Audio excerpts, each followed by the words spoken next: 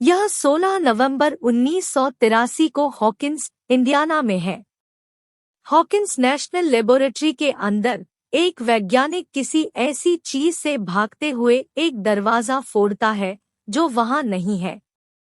वह लिफ्ट की ओर दौड़ता है, फर्श के बटन को बार बार दबाता है, आगे पीछे देखता है। वह फिर अंदर जाता है और फिर से बटन पर टैप करता है। वह आगे देखता है और फिर धीरे धीरे ऊपर की ओर देखता है, क्योंकि वह कुछ ऐसा सुनता और देखता है जिसे हम देख नहीं सकते। फिर लिफ्ट के दरवाजे बंद होने पर जोर से चिल्लाते हुए उसे खींच लिया जाता है। फिर हम व्हीलर निवास को 4 दोस्तों के रूप में देखते हैं, Mike Wheeler, Will Byers, Dustin Henderson और लुकास सिंक्लेयर डंगन और ड्रैगन खेलते हैं। तब हम देखते हैं कि डेमोगोर्गन खेला जाता है, क्योंकि विल पर फायरबॉल डालने का दबाव होता है। वह पासे को लुढ़कता है, लेकिन वह फर्श पर गिर जाता है, जिसके लिए समूह हाथ पांव मार रहा होता है। फिर माइक को उसकी मां नैन्सी ने खेल खत्म करने के लिए बुलाया।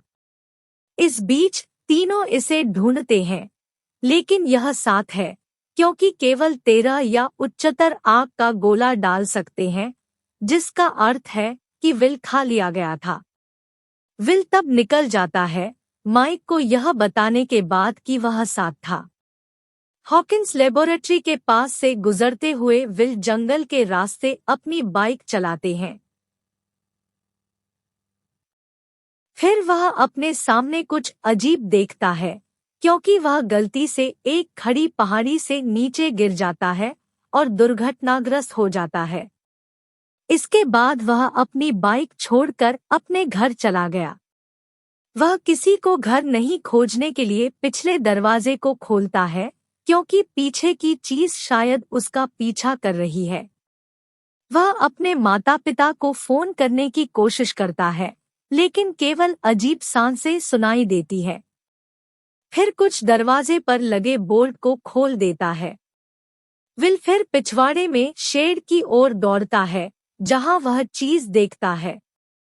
प्रकाश उज्ज्वल रूप से चमकता है और फिर फीका पड़ जाता है, वहां कोई भी प्रकट नहीं होता है। अगली सुबह 17 नवंबर पुलिस प्रमुख जिम हूपर शर्टलेस होकर उठते हैं। फिर वह बाहर चलता है, दृश्य का आनंद लेता है और फिर काम की तैयारी करता है, सिगरेट पीता है। उसके बाद वह चला जाता है। विल की मां जॉयस और उसका भाई जोनाथन इस बारे में बहस कर रहे हैं कि क्या विल कभी घर आएगा। तब पता चलता है कि दोनों काम कर रहे थे। जोनाथन ने रात की पाली ली। जॉयस फिर नैन्सी को फोन करता है और फिर पूछता है कि क्या विल घर गया था। उसने जवाब दिया कि वह लगभग 8 बजे चला गया। वे सभी निष्कर्ष निकालते हैं, उनके दोस्तों सहित, कि शायद जल्दी स्कूल जाने के लिए छोड़ दिया जाएगा। जैसे ही वे आते हैं, तीनों को ट्रॉय क्लास धमकाने वाले और एक साथी द्वारा धमकाया जाता है। डस्टिन को उसकी स्थिति, क्लीडोक्रानियल डिस्प्लेसिया और हड्डी को फ्लेक्स करने की उसकी क्षमता के कारण चुना जाता है। लुकास और माइक तब उसकी क्षमता को स्वीकार करते हैं। 2 छात्र, नैन्सी व्हीलर, माइक की बहन, और नैन्सी के दोस्त बारबरा हॉलैंड, फिर स्कूल से पहले चर्चा करते हैं। इसके ठीक बाद नैन्सी का प्रेमी स्टीव और वह बाथरूम में बाहर निकलना शुरू कर देते हैं। नैन्सी को छोड़ना पड़ता है, जबकि स्टीव पूछता है कि क्या वह कहीं जाना चाहती है, लेकिन वह मना कर देती है। उसे अपने परीक्षण के लिए अध्ययन करना पड़ता है। फिर वह रात 8 बजे आने के लिए कहता है, जिस पर वह अनिच्छा से सहमत हो जाती है। इसके बाद हॉपर थाने पहुंच जाता है। सहायक फ्लो हॉपर को बताता है कि जॉयस को उसका बेटा नहीं मिल रहा है। नशे में वह फ्लो को नजरअंदाज करता है लेकिन फिर भी चला जाता है। फिर वह विल पर एक पुलिस रिपोर्ट टाइप करता है, उसे लापता के रूप में लेबल करता है। जॉयस और हॉपर तुरंत समाधान नहीं ढूंढते हैं, क्योंकि जॉयस उसके साथ बातचीत में शामिल होने की कोशिश कर रहा है, जबकि हॉपर अविश्वसनीय है। इसके बाद 3 लोग प्रयोगशाला में पहुंचते हैं, जहां उनका स्वागत लैब के प्रमुख वैज्ञानिकों में से एक डॉक्टर मार्टिन ब्रेनर द्वारा किया जाता है। फिर चारों ने हज़मत सूट पहन लिया और लिफ्ट से नीचे एक अंधेरे कमरे में चले गए। देखते समय उन्हें दीवारों पर काली जड़ें और मांस जैसे पदार्थ दिखाई देते हैं। फिर वे दीवार पर एक विशाल मांसजड़ पदार्थ के पास आते हैं। उनमें से एक लड़की के बारे में पूछता है। ब्रेनर जवाब देता है, वह बहुत दूर नहीं जा सकती थी।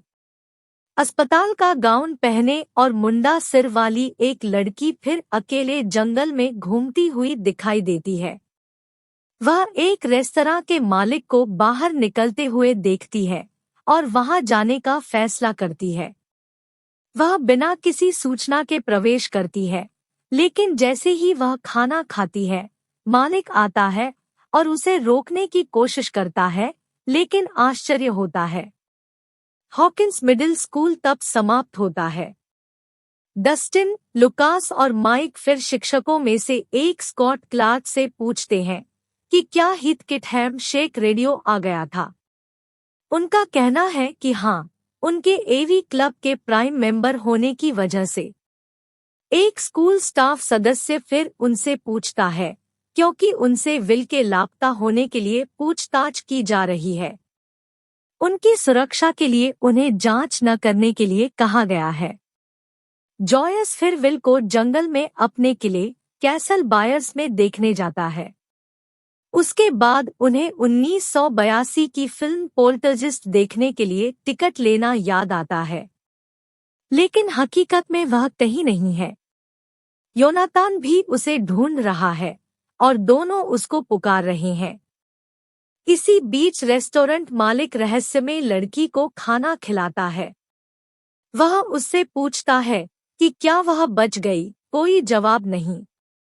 वह फिर खाना लेता है और उससे उसका नाम पूछता है।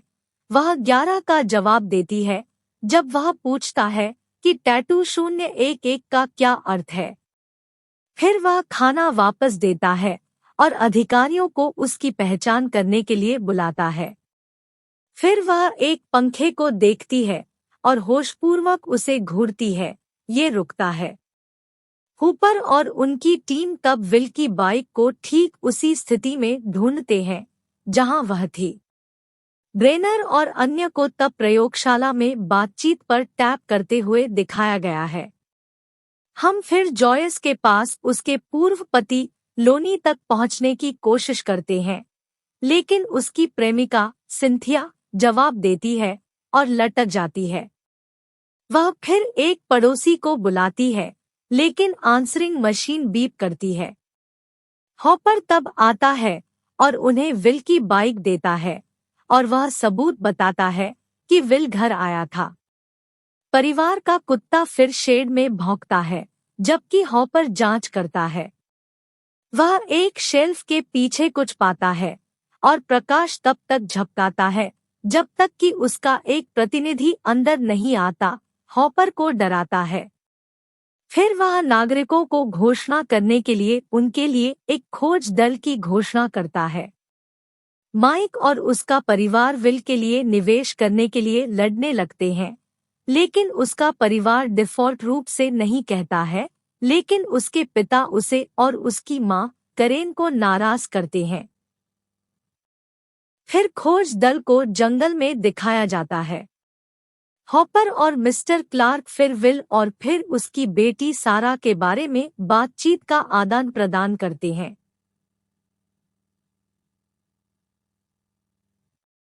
क्लार्क को तब सूचित किया जाता है कि उनकी बेटी की मृत्यु बहुत पहले हो गई थी, शहर में अपनी मां के साथ रहती है, का अर्थ है कि उसे वहीं दफनाया गया है। माइक और लुकास फिर उनके पास मौजूद कॉम रेडियो पर चर्चा करते हैं। माइक का